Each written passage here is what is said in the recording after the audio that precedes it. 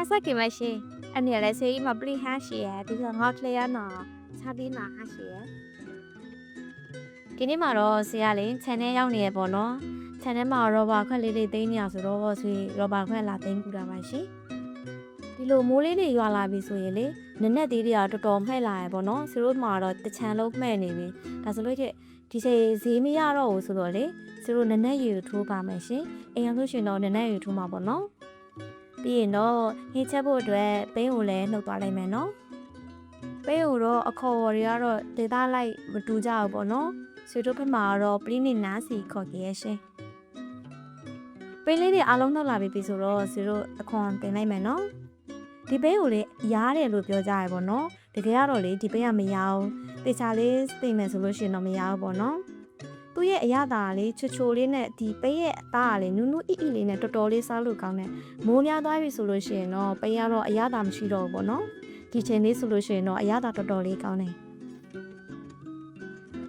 ပြီးရင်တော့စားလေးနဲ့နယ်လိုက်ပါမယ်ရှင်စားလေးနဲ့နယ်လိုက်တာကလေအရသာလည်းပိုကောင်းတယ်ပေါ့နော်ရမကြောက်တယ်ဆိုလို့ရှိရင်လည်းဒီလိုစားလေးနဲ့နယ်ပေးလို့ရပါတယ်ရှင်စားနဲ့နယ်ပြီးရင်တော့အရင်လေးဆေးထားလိုက်ပါမယ်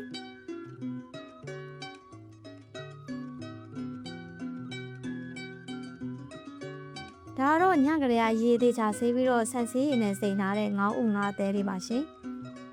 တကယ်တော့ငေါ့ဥစားသိပ်ကောနော်ငံမှာဆိုလို့ဆိုရလေရေလေးကိုသေးချာဆေးပြီးတော့ဆက်ဆေးရည်နဲ့တညစိန်ထားလိုက်တယ်ပေါ့နော်ဒါကတော့နောက်ဆုံးအဆင့်ပါရှင်ပြီးရင်တော့ခရမ်းသီးလေးကိုလည်းရေဆေးပြီးတော့လေးစိတ်စိတ်ထားလိုက်မယ်နော်ဒီငေါ့ဥငါးသေးကိုလေခရမ်းသီးလေးနဲ့ချက်စားလို့ရတယ်လို့ဒီကိုသီးလေးနဲ့ချက်စားလို့ရှိရင်လည်းအရန်စားလို့ကောင်းတယ်ဆရာတော့တီကိုဒီလေးနဲ့ချက်တာပိုကြိုက်တယ်ပေါ့နော်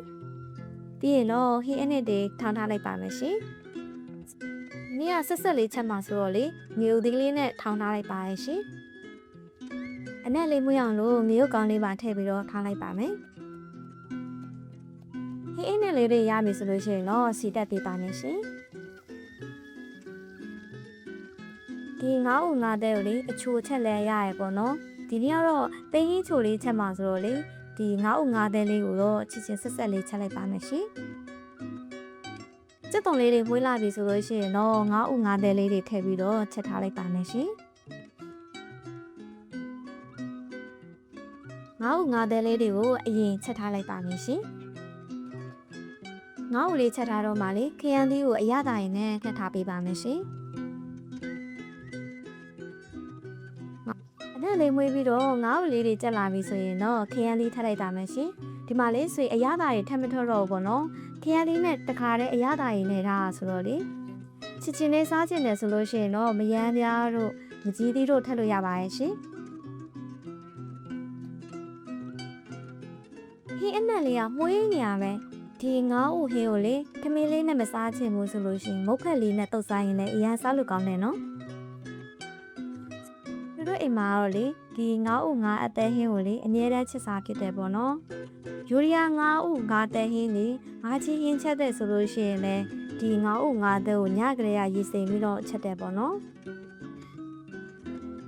အရသာလည်းရပြီဆိုတော့ဆီတို့ရဲ့ငါ့ဥငါသေးဟင်းလေးကတော့ချက်ပါပြီရှင်ဒါဆိုလို့ရှိရင်တော့ဆီတို့မိပိတ်ထားလိုက်မယ်နော်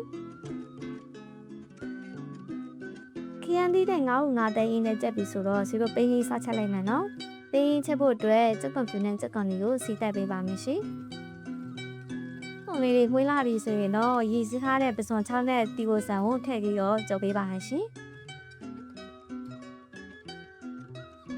ဒီတော့စိတ်စားငပိလေးထည့်ပြီးတော့အနက်လေးပွေးရတဲ့အထိကြော်ထားလိုက်ပါမယ်ရှင်။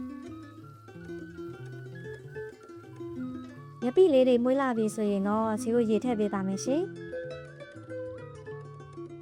အိမ်မှာပြုတ်ထားတဲ့ညှင့်လေးရှိနေရနဲ့ညှင့်လေးလည်းထည့်လိုက်ပါမယ်။ပြီးရင်တော့ပိန်းရိုးလေးတွေထည့်ပါမယ်ရှင်။မိုးရသည်ရောက်ပြီဆိုရင်လေပိန်းလေးကတော့မချက်စားမဖြစ်ချက်စားဖြစ်တယ်ပေါ့နော်။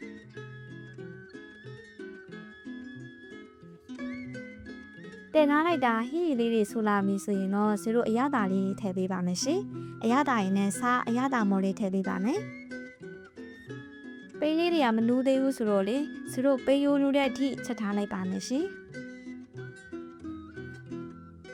မွေးနေရပဲပိန်းရိုးဟင်းလေးကလေ ဒီလောက်ဆိုလို့ရှိရင်တော့ဆွေတို့ချက်ထားတဲ့ပေးရိုးဟင်းလေးကတော့နူးပါပြီရှင်အရသာမြည်ကြည့်ပြီးရင်တော့လိုအပ်တာလေးထပ်ထည့်လို့ရပါတယ်ရှင်ကဲပေးရိုးဟင်းလေးလည်းတက်ပြီဆိုတော့ဆွေတို့ထမင်းစားဖို့ပြင်လိုက်မယ်နော်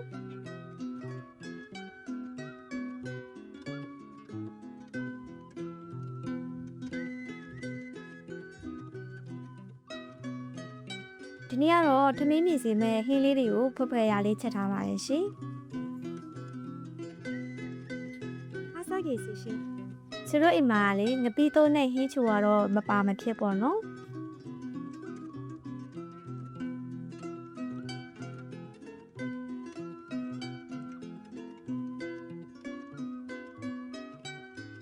မဟာရှုอ่ะ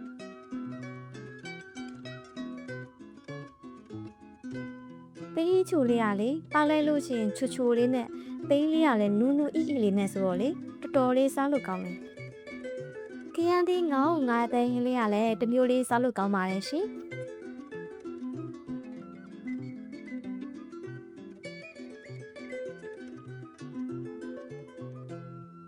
ငါ့ဝတ်တော့ပတ်လာ